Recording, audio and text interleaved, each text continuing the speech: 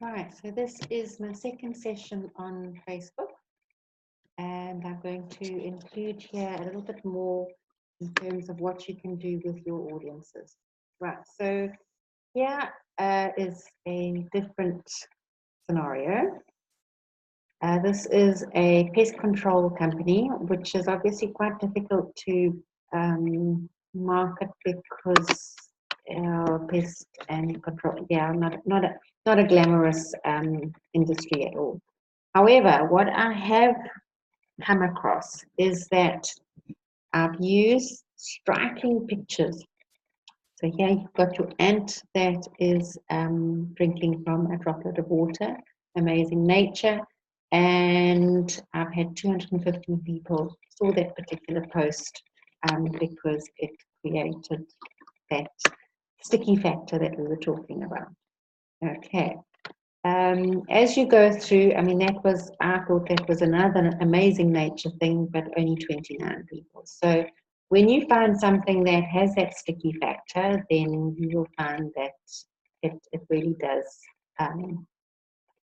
It's just a matter of trying and trying again until you get to something. Right, this little one here worked quite well. Obviously, I'm now they're rodent control people, and I have said, right, we've got I've used a little bit of humor there. And as you can see, the responses there, 368 people, and a number of people have responded.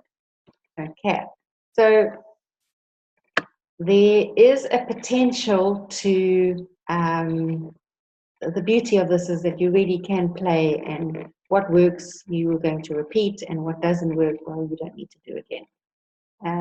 If I'm going down to this particular post here, which I boosted, this was an article I wrote regarding flying ants, and I didn't know that flying ants would actually write termites.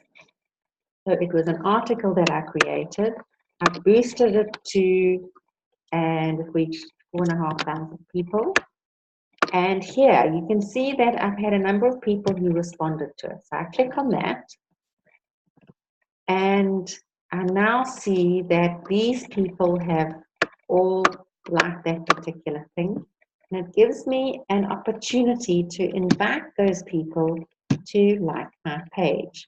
As you know, the more likes that we get, the better it is. So I've invited most of them. Others of them have liked my page already, and that's just added to way to just get more people to like the page.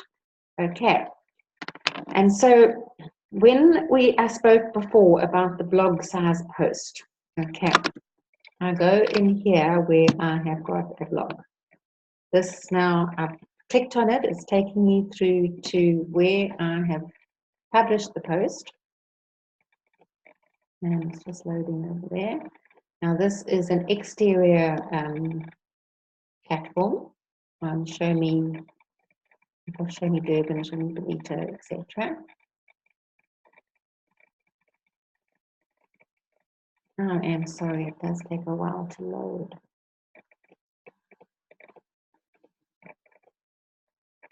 Goodness gracious me. Right, there it comes through there. So this is an alternate platform. I've got this, it's basically a blog article on what to do with termites. It's sitting on a platform that addresses it's a large international business tourism website, and I've got that article. All of these posts are in that blog banner size post. It's nicely into that particular article, and each one of those images I've used, I have kept to my branding awareness. So simple, neat, clean, and with a link through to the Service Master details over there. So yes, it is kind of like an advertorial sitting on an exterior platform.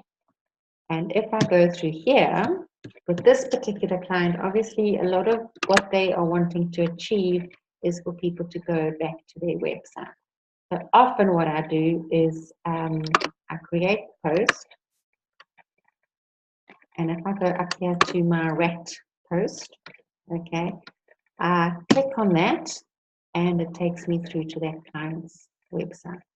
And so it's gone through to Service Master, particularly about the rats and mice and rodents and how to deal with your rats and mice and rodents.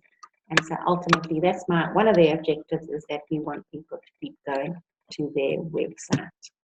Okay, so there is a little bit more in terms of how to engage with your clients. Use a little bit of humor, use a little bit of shock tactics, and find, as I said, find that thing that works, and then you're going to just repeat it over and over again. Okay.